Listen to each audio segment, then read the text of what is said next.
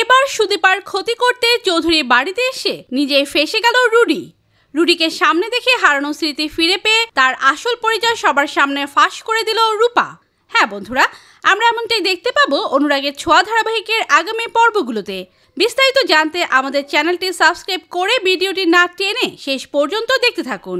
দেখা যায় সত্যিটা জানার জন্য সুদীপা আদিত্যকে প্রশ্ন করে, মিস্টার চৌধুরী, আপনি সেদিন কেন রেস্টুরেন্ট থেকে রেগে চলে এসেছিলেন? আর কেনই বা আপনি রিতম স্যারের বাড়িতে গিয়ে ওনার ওপর চড়াও হয়েছিলেন? কি তার কারণ?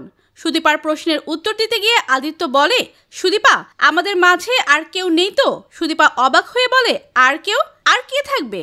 এসবের মাঝে আদিত্য ঠিক যখনই আসল কথা বলতে যাচ্ছে তখনই সেখানে আচমকা রুডি এবং রিতম এসে পড়ে।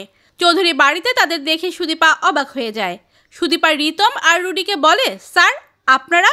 আদিত্য মনে মনে ভাবতে থাকে, যখনই আমি সুদীপাকে কিছু বলতে যাই তখনই এরা চলে আসে।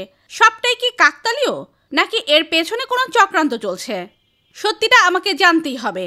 আমি এদের কাউকেই ছাড়বো না। আর আজও সুদীপাকে সত্যি বলতে পারলাম না। অন্যদিকে সুদীপা রিতম আর রুডিকে প্রশ্ন করে, আপনারা হঠাৎ বাড়িতে কেন এলেন? রিতম এবং রুডি নাটক করে বলে, আসলে অনেক মনোমালিন্য হয়েছে, এসব মনে রাখার দরকার নেই। আমরা আজ মিস্টার চৌধুরীর জন্যই এসেছি। এই বলে রিতম একটা ফুল আদিত্যর হাতে দিয়ে বলে, মিস্টার চৌধুরী, পুরনো কথাগুলো আর মনে রাখবেন না। আমরা জানি আপনাদের স্বামী স্ত্রীর সম্পর্কে টানাপোড়েন চলছে, সেই কারণেই মাঝে মাঝে বিভিন্ন পরিস্থিতি তৈরি হচ্ছে, আর তার জন্যই হয়তো আপনি হুটহাট রেগে যাচ্ছেন। আদিত্য বুঝতে পারে প্রীতম তাকে খারাপ করার চেষ্টা করছে। সুদীপা আবারও ভাবতে থাকে, রিতম স্যার, কৃষ্ণ স্যার, এরা তো আর খারাপ কিছু বলছে না, ঠিকই তো বলছে।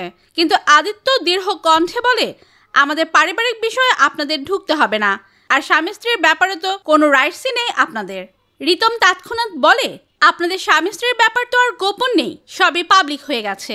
আপনি আপনার স্ত্রীকে রেস্টুরেন্টে ডেকেছিলেন, তারপর তাকে ফেলে চলে গেছেন, সেটা আপনার ব্যাপার, কিন্তু তার জন্য আমাকে মারতে পারেন না।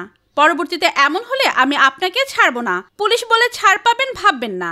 রিতম কিছুটা খোঁচা দিয়েই রুডিকে নিয়ে বের হতে যায়। ঠিক তখনই চৌধুরী বাড়িতে ফিরে আসে রূপা। আশ্রমের এক মহিলা তাকে নিয়ে এসেছে, কারণ রূপা মা করতে করতে অস্থির হয়ে যাচ্ছিল সুদীপার কাছে আসার জন্য। যখন রিতম ও রুডি বাড়ি থেকে বের হতে যায় তখনই রূপার সামনে এসে দাঁড়ায় রুডি। রূপা তাকিয়ে থাকে, কে কে? রুডিও তাকিয়ে একটু চিনতে পারে, পরিচিত মুখ, যেন আগেও দেখেছে।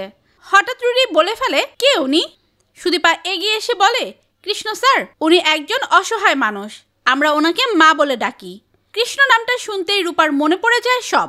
রূপা চিৎকার করে বলে, কৃষ্ণকে? কৃষ্ণ? ও কৃষ্ণ নয়, ওর আসল নাম রুডি। রূপার কথা শুনে রুডি ও রূপাকে চিনে ফেলে। রুডি হতভম্ব, এ তো রূপা। রূপা এই বাড়িতে কি করে এলো? তার মানে মা মেয়ে দুজন একসাথে? তো বন্ধুরা, তোমরা কি এমনটাই চাও রুডিকে যেন চিনতে পারে রূপা? রুডির সকল চক্রান্ত যেন শেষ করতে পারে? কমেন্ট করে জানিয়ে দাও তোমাদের মতামত। ভিডিওটি ভালো লাগলে লাইক, কমেন্ট, শেয়ার করুন। আমাদের চ্যানেলে নতুন হয়ে থাকলে চ্যানেলটি সাবস্ক্রাইব করে রাখুন, যেন অনুরাগের ছোঁয়া ধারাবাহিকের যে কোনো নতুন আপডেট সবার আগে পৌঁছে যায় আপনাদের কাছে। ধন্যবাদ সবাইকে।